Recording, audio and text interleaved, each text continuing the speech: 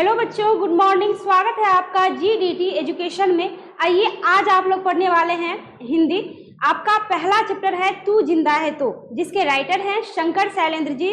उन्होंने इस कविता के माध्यम से ये कहने की कोशिश किया है कि आप जब तक जीवित हैं यानी जिंदा है तब तक आप हमेशा जीत में विश्वास रखिए, हार में नहीं। यानी जीवन के जीत पे ही विश्वास रखना चाहिए, किसी भी प्रकार की हार की भावना मन में लानी नहीं चाहिए। तो आइए, जब आप पढ़ेंगे तब आपको समझ में आएगा कि जीवन में किस तरह से मन को मजबूत करके रखना चाहिए, किस तरह से हार नहीं मानना चाहिए। तो बताइए, आपका शीर्षक क्या है? तू जिंदा है तो। और राइटर कौन है? यानी इस कविता के कवि हैं शंकर शैलेंद्र।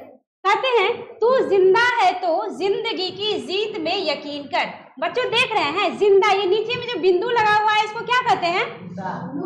नुक्ता कहते हैं। और इसका भी कोई मायने मतलब होता है। नुक्ता का मतलब होता है, वो क्या होता है कि स्वर में कुछ विशेषता ला देता है। यानी हम बोलते हैं ना, तो उस आवाज में कुछ क्या कर देता है? विशेषता ला देता है। जैसे में देख लीजिए, समझ लीजिए, ये भी समझना जरूरी है। जैसे देखते होंगे 4-5 अक्षर में लगा होता है, जैसे ख में, ग में, ज में। जैसे मान लीजिए लिखेंगे गम, अगर इसमें नुक्ता नहीं है तो पढ़ेंगे गम, और अगर ये नुक्ता लग जाए नीचे तो पढ़ेंगे गम। उच्चारण में अंतर, मतलब स्वर में लग रहा है ना कि कुछ बदल गया, है ना। ऐसे पढ़ेंगे गम और ऐसे पढ़ेंगे गम, ठीक है।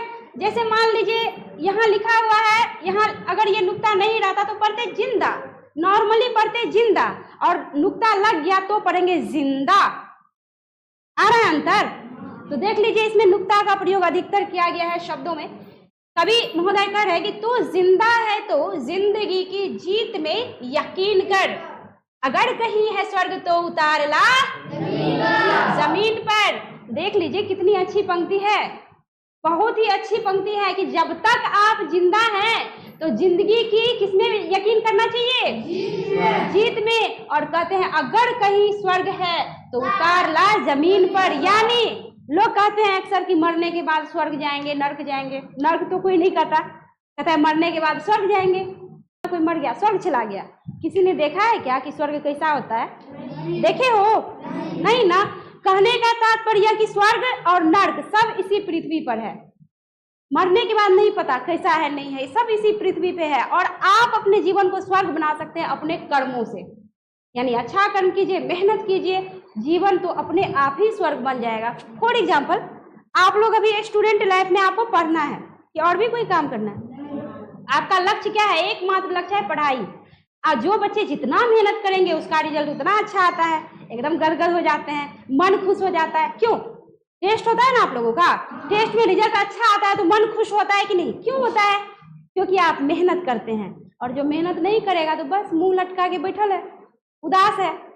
जिंदगी में सारी खुशहाली तब आएगी जब आप पढ़ेंगे, लिखेंगे, बड़ा आदमी बनेंगे, कमाएंगे, और ये रुपया आएगा तभी ना आप हर प्रकार का सुख जो है, ऐशो आराम प्राप्त करेंगे। रुपया रहेगा तभी तो अच्छे आप परिवार में सबका ख्याल रखेंगे, अच्छा घर, अच्छा समाज, हाँ, सबका निर्माण करेंगे, है ना।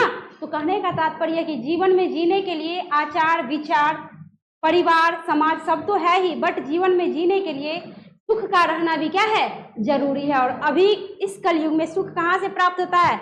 रुपया से। अच्छा व्यवहार, आचार विचार तो होना ही चाहिए, बट रुपया भी जरूरी है, जिससे हम अपना घर चला सकें, हम अपना पेट भर सकें, अपने घर परिवार को स्वर्ग सा बना के रख सकें। तो देख लीजिए, कवि कहते हैं कि तू जिंदा है तो जिंदगी की जीत में यकीन कर, अगर कहीं है स्वर्ग तो उतार ला जमीन पर। कहते ये गम के, देख लीजिए यहाँ भी नुक्ता लगा हुआ, ये गम के और 4 दिन, सितम के और 4 दिन, ये दिन भी जाएंगे गुजर गुजर गए 1000 दिन। कहने का तात्पर्य कि जीवन में सुख दुख का आना तो लगा रहता है। समय परिवर्तन होता रहता है, समय परिवर्तन होता रहता है। कभी हम एकदम खुश हैं, कभी रोने लगते हैं, तो घबराना नहीं है। जीवन में कभी कभी क्या होता है, हम काफी खुश हैं, कभी कभी ऐसा टेंशन आ जाता है, ऐसी कोई आफत आ जाती है जो हम परेशान हो जाते हैं कि ऐसे क्यों हो गया। तो ऐसे क्यों हो गया तो घबराना नहीं है, आपको ये सोचना है कि पहले समय अच्छा था तो हम खुश थे, समय खराब है फिर भी हम खुश रहेंगे। ये तो समय चुटकी में भाग जाएगा। कहने का तात्पर्य सुख दुख आना जाना लगा रहता है, तो हमें घबराना नहीं चाहिए, हमें डट के सामना करना चाहिए। अगर खुशी के दिन में हम मस्ती करते हैं, खुश रहते हैं, एंजॉय करते हैं, तो दुख के दिनों में भी हमको उसी तरह से, अब मन हो चाहे नहीं हो, चेहरा पे स्माइल होना चाहिए, हर काम को अच्छा से करना चाहिए। नहीं मन लग रहा है फिर भी करना चाहिए, धीरे धीरे वो खराब समय कैसे बीत जाएगा पता भी नहीं चलेगा। तो कह रहे हैं ये गम के और 4 दिन, सितम के और 4 दिन, ये दिन भी जाएंगे, गुजर गुजर गए 1000 दिन। इसी तरह हजारों दिन भी संकट का रहे, यूं भाग जाएगा पता भी नहीं चलेगा। कहते हैं कभी तो होगी इस चमन पे भी बहार की नजर, अगर कहीं है स्वर्ग तो उतार ला जमीन पर। स्वर्ग कहीं नहीं है बच्चों, स्वर्ग हमारे मुट्ठी में है, हमारे इस हाथों में है, हमारे कर्मों में है। हम जितना मेहनत करेंगे, जितना अच्छा कर्म करेंगे, स्वर्ग तो हम अपने जीवन को अपने आप ही बना लेंगे। मेरे जीवन को कोई स्वर्ग बनाने नहीं आता, अपने जीवन को स्वर्ग खुद ही बनाना पड़ता है। कैसे? अपने कर्मों से, अपने कर्मों से। समझ गए ना यहाँ तक? चलिए आगे बढ़िए। अब आगे कह रहा है, वहां तक समझ गए ना पीछे? चलिए अब आगे कह रहा है, सुबह और शाम के रंगे हुए गगन को चूमकर। ठीक है, कहते हैं तू सुन जमीन गा रही है कब से झूम झूम कर। अब आप कहेंगे कि मैम क्या जमीन भी गाती है? बिल्कुल गाती है, बिल्कुल गाती है। कैसे गाती है? हमारे किसान, हमारे मजदूर, हम लोग किसके बेटे हैं, किसके बच्चे हैं? किसान के बच्चे हैं। भले ही इंजीनियर बने, डॉक्टर बने, कलेक्टर बने, प्रोफेसर बने, कुछ भी बने, बट हमारा जो पूर्वज है, हमारे जो पूर्वज है, सब के सब किसान ही थे। और हमारी धरती तब खुश होती है, तब लहराती है, हाँ, जब किसान खेतों में पसीना बहाकर मेहनत करते हैं। अगर करेंगे ही नहीं तो खेत हरा भरा होगा नहीं, और हरा भरा नहीं होगा तो खुशी रहेगा ही नहीं। तो यहाँ पे कहता है कि सुबह और शाम के रंगे हुए गगन को चूमकर। सुबह और शाम के रंगे हुए, सुबह उठिए सो के, गगन क्या रहता है? रंगीन रहता है। शाम को जब सूरज ढलने लगती है तो रंगीन रहता है, देख लीजिए। सुबह उठता है तो एकदम खिलासा सवेरा लेके, एकदम जैसे आप, कहने का तात्पर्य है कि आप भी सुबह उठते हैं तो चेहरा पे स्माइल रखिए, हंसी रखिए, इस उम्मीद के साथ कि आज मेरा सवेरा हुआ है, यानी आज हम सो के उठे हैं तो सारा दिन अच्छा काम करेंगे और पूरा मेहनत से करेंगे। शाम हो गया, कर करके शाम तक थक गए, फिर भी चेहरा पे मायूसी नहीं आनी चाहिए, एकदम खिलता हुआ, जैसे सूर्य जब ढलता है तभी भी लालिमा रहती है, आकाश में रहती है कि नहीं? मध्यम पड़ जाती है क्या? काली हो जाती है सूर्य, एकदम लाल लाल सा, एकदम जो देख के दूसरे लोग आनंदित हो जाते हैं, हम आप देखते हैं तो आनंदित हो जाते हैं। कहने का तात्पर्य कि सुबह से शाम तक कर्म करिए, बट चेहरा खिलासा हुआ होना चाहिए। तो कहते हैं कि सुबह और शाम के रंगे हुए गगन को चूमकर, तो कहते हैं कि तू सुन जमीन गा रही है कब से झूम झूम कर, की जमीन भी गा रही है। तू आ मेरा श्रृंगार कर, तू आ मुझे हसीन कर, अगर कहीं है स्वर्ग तो उतार ला जमीन पर। देख लीजिए, जमीन कह रहा है कि तू आ मेरा श्रृंगार कर, तू आ मुझे हसीन कर। अब जमीन का श्रृंगार कैसे होगा भाई? सोचने वाली बात है। हम आप श्रृंगार करते हैं, स्नो पाउडर लगाते हैं, क्या नया नया लुक बनाने के लिए नया नया हेयर स्टाइल आप लोग कर लेते हैं क्या, है ना? फेयर लवली ये तो कहने का तात्पर्य कि यहाँ पे कह रहा है जमीन करिए कि मेरा भी श्रृंगार करो भाई। सिर्फ अपना श्रृंगार करोगे, तुम खुद सुंदर दिखोगे, हम नहीं। अब धरती का श्रृंगार कैसे होगा? धरती का श्रृंगार होता है कि हम आप खेतों में क्या करते हैं? काम करते हैं, फसल लगाते हैं। Very good. हम लोग, आप लोग फसल लगाते हैं, और जो ही फसल लगता है हमारा जितना पसीना बहता है, धरती उतनी हरी भरी होती है, और यही तो धरती का श्रृंगार है। हम धरती का जितना श्रृंगार करेंगे, मेरे जीवन में उतना ही श्रृंगार, उतना ही रंग क्या होता है? भर जाता है, यानी खुशहाली भर जाती है। तो पहले धरती को हरा भरा कीजिए, फिर आपका जीवन तो हरा भरा होना तय है, निश्चित है। समझ गए ना? आगे कह रहा है, 1000 भेष धर के आई मौत तेरे द्वार पर, मगर तुझे न छल सकी, चली गई वो हार कर। नई सुबह के संग सदा तुझे मिली नई उम्र, अगर कहीं है स्वर्ग तो उतार ला जमीन पर। देख लीजिए, 1000 भेष धर के आई मौत तेरे द्वार पर, यानी जीवन में कभी ऐसा हो जाता है कि मौत भी हमको छू के निकल जाता है, एकदम घबरा सा जाते हैं। जो बच्चे दूर से पढ़ने के लिए आते हैं ना, साइकिल से, पैदल, कभी कभी रोड पे कुछ ऐसा हो जाता है कि डर से हालत खराब, मन में कहते हैं कि अब नहीं जाएंगे पढ़ने, डर लग रहा है, ऐसे हो गया था रोड पे, कुछ ऐसी दुर्घटनाएं घट जाती है, मन में ये हो जाता है कि अरे बाप मर जाएंगे, जिंदे नहीं रहेंगे तो पढ़ के क्या करेंगे, अब हमको पढ़ना ही नहीं, मायूस हो जाते हैं। कई लोगों के साथ ऐसा हो जाता है, लोग डर के मारे कहते हैं अब उस रास्ते से जाना नहीं है, अब हमको वो काम करना ही नहीं है। लेकिन आप अगर किसी घटना से बच गए तो इसका मतलब ये हुआ कि आपको नया जीवन ईश्वर ने प्रदान किया है। तो आपको हारना नहीं है, आपको दोहरे ताकत से आपको और सोचना है कि संकट टल गया, अब तो हमको और भी मेहनत करना है। ये संकट तो आना जाना लगा रहता है, मन मजबूत है, आप दृढ़ संकल्पी हैं, आप कर्मवीर हैं, तो मौत को भी तो आप 100 बार सोचना पड़ेगा कि आपको मारे, यानी मौत भी डर के भाग जाएगा वहां से। यानी आपका मन मजबूत है, जब तक आपको कहता है जाको राखे साइया मार सके ना कोई, कि जब तक ईश्वर की कृपा है ना आप पे, तब तक कहता है कि कोई आपको मार नहीं सकता। कहते जाको राखे साइया मार सके ना कोई, बाल ना बाका करी सके जो जग बैरी होई।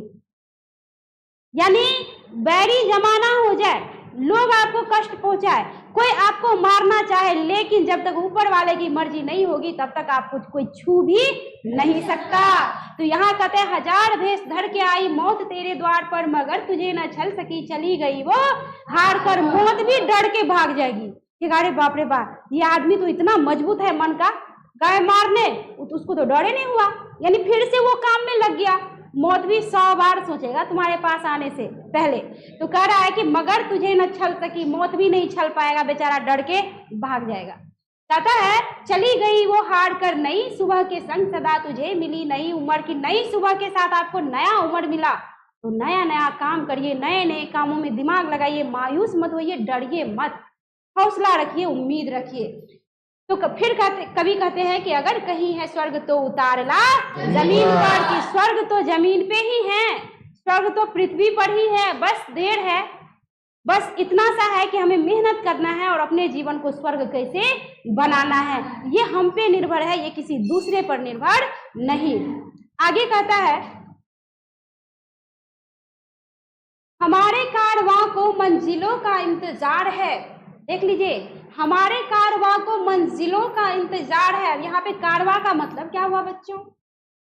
अभी आप लोग जो पढ़ रहे हैं, कारवां भीड़ एक साथ, कहीं से देखते होंगे कोई काफिला निकल रहा है, सेनाओं का जैसे कारवां होता है, जैसे रेगिस्तान में लोग चलते हैं ऊंट के साथ, झुंड में चलते हैं, उसको कारवां कह सकते हैं। आप झुंड में पढ़ने आते हैं, ये कारवां है। जीवन में सभी का जीवन कारवां ही तो है, जिसको मंजिल तक क्या करना है, पहुंचना है। एक साथ पढ़ रहे हैं ना आप लोग, क्या है, आप कारवां से निकले हैं। कहता है हमारे कारवां को किसका इंतजार है, मंजिलों का। आप लोगों को भी पढ़ लिख कर मंजिल प्राप्त करना है। क्यों पढ़ रहे हैं? मंजिल को पाने के लिए, कि पढ़ लिख के कुछ अच्छा हो जाए तो अच्छा खासा कमाएंगे, आने वाला मेरा जीवन क्या रहेगा, अच्छा रहेगा, है ना। तो इसलिए कहते हैं कि कारवां को हमेशा किसका इंतजार रहता है, मंजिलों का। तो मंजिल तब न मिलेगी जब हम मेहनत करेंगे, मंजिल तब न मिलेगी, मंजिल तब न मिलेगी जब हम डरेंगे नहीं किसी से, साहसी और हिम्मती बनकर अपने काम पर डटे रहेंगे। तो कहता है हमारे कारवां को मंजिलों का इंतजार है, ये आंधियों ये बिजलियों की पीठ पर सवार है। तू आ कदम मिला के चल, चलेंगे एक साथ हम, अगर कहीं है स्वर्ग तो उतार ला जमीन पर। यानी कदम से कदम मिलाकर चलिए, साथ साथ, किसी की मजाल कि आपको और हमें कोई कुछ कर ले। हम आपको पढ़ा रहे हैं, आप भी मेहनत कीजिए। आप बना के लाते हैं होमवर्क, हमें भी दिमाग से ध्यान से आपको चेक करना है आपके कॉपियों को। अगर हम पढ़ाएं आप मेहनत नहीं करेंगे, या आप बना के लाए हम ध्यान नहीं दिए, तो क्या किसी को मंजिल मिलेगी? इससे क्या होगा, आपका भी भविष्य खराब। हम आपको ठगेंगे तो मेरे साथ भी पहले से तय रहेगा, हम किसी के साथ बुरा करेंगे तो मेरे साथ भी बुरा होना तय है। कहने का तात्पर्य कि कोई भी आदमी अकेला कुछ नहीं कर सकता, हर एक मनुष्य एक दूसरे पे क्या है, निर्भर रहता है। आप हम पे हैं जिस प्रकार से अभी, और हम आप पे हैं। आप पढ़ने आते हैं, हम पढ़ाते हैं, हमें भी पढ़ाना जरूरी है क्योंकि हमें भी अपना घर चलाना है। आपको भी पढ़ना जरूरी है क्योंकि आपको भी अपना जीवन बनाना है। तो कहने का तात्पर्य यह कि कदम से कदम मिलाकर चलेंगे ना, तो मंजिल को तो मिलना तय है, मंजिल तो जरूर ही मिलेगी। तो कहता है कि कदम से कदम, यानी कवि महोदय कहते हैं कदम से कदम मिला के चलिए ना, और तब देखिए कितना मजा आता है, काम में कितना आनंद आता है। जैसे फॉर एग्जाम्पल मैं एक कहानी बताई थी आप लोगों को, 3 भाइयों की कहानी, कि जब तीनों आपस में लड़ते रहते हैं, पिता क्या हो जाते हैं, परेशान, और उसको बाद में समझाते हैं कि बेटा ऐसे लड़ोगे तो दुश्मन जो है तुम्हारे बहुत ज्यादा बढ़ जाएंगे, तुमको कोई भी हरा देगा। उसको समझाने के लिए क्या करते हैं, लकड़ी का जो है गठरी देते हैं, पहले तो एक एक करके देते हैं कि तोड़ो, तभी तोड़ लेते हैं, और उसके बाद जो है बांध के देते हैं, अब इसको तोड़ो, किसी से नहीं टूटता।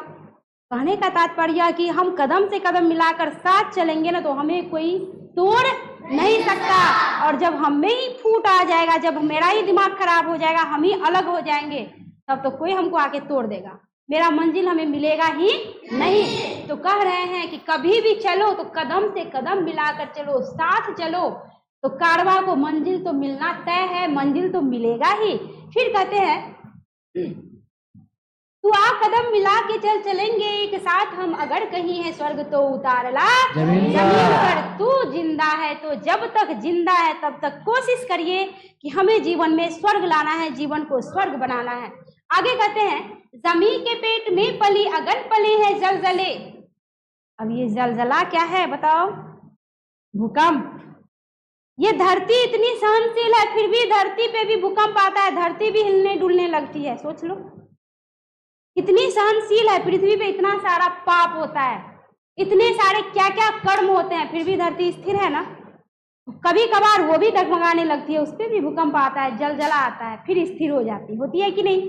तो हमारे जीवन में भी भूकंप का तात्पर्य यह, जलजला का मतलब यह कि हमारे जीवन में भी दुखों का तूफान आ सकता है, संकटों का तूफान आ सकता है।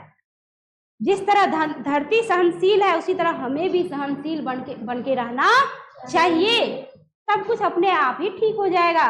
तो कहते हैं कि जमीन के पेट में पली अगन पले हैं जलजले, की जमीन यानी धरती के पेट में भी अगन पलती है, जलजले पलते हैं। ऐसी बात नहीं है कि धरती बस स्थिर रहती है, टिके न टिक सकेंगे भूख रोग के स्वराज ये। अगर आप मेहनत करेंगे तो भूख और रोग का स्वराज तो खत्म हो जाएगा, मिट जाएगा। कहते हैं कि कभी नहीं टिक पाएगा ये भूख और रोग, अगर आप मेहनत करेंगे, कर्म करेंगे तो। कहते हैं मुसीबतों के सर कुचल चलेंगे एक साथ हम, अगर साथ रहेंगे तो मुसीबत का सर तो यूं ऐसे कुचल देंगे और आगे बढ़ जाएंगे। कहता है अगर कहीं है स्वर्ग तो उतार ला जमीन पर, तू जिंदा है तो जब तक जिंदा है तब तक कोशिश कीजिए कि ऐसा कर्म करे, इतना मेहनत करे कि जीवन को स्वर्ग बना ले, अपने घर, समाज, गांव, राष्ट्र, देश को क्या बना दे, अपने कर्मों से स्वर्ग बना दे। आगे कहते हैं बुरी है आग पेट की, बुरे हैं दिल के दाग ये।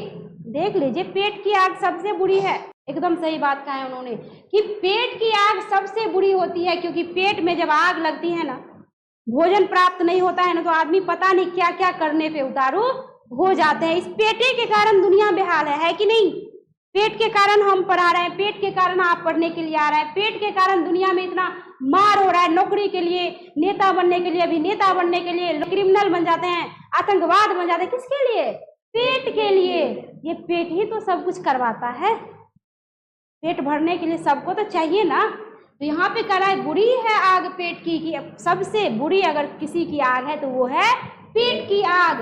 कहते हैं बुरे हैं दिल के दाग ये, न दब सकेंगे एक दिन बनेंगे इनकलाब ये।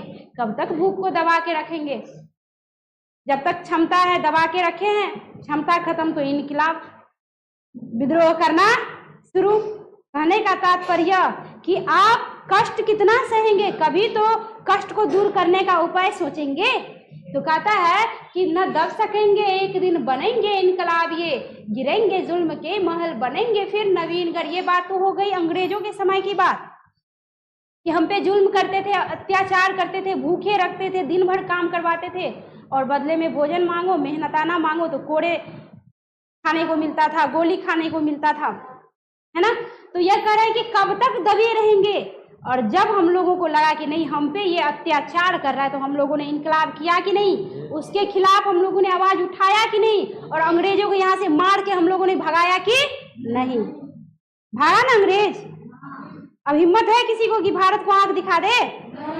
जब तक मोदी जी और योगी जी हैं किसी की मजाल नहीं कि भारत को कोई आंख उठा के देख ले। और जब तक आप और हम अच्छे और सच्चे नागरिक बने रहेंगे, किसी की हिम्मत नहीं कि दोबारा आके कोई अंग्रेज आके फिर से जो है हमारे देश पे कुछ करे। तो हमेशा सच्चे देशभक्त बन के रहिए, हमेशा। अपने देश का हित तब होगा जब हम असली देशभक्त रहेंगे। तो कहता है कि ना दब सकेंगे, एक दिन बनेंगे इनकलाब। ये एक दिन तो ये इनकलाब बनता ही है।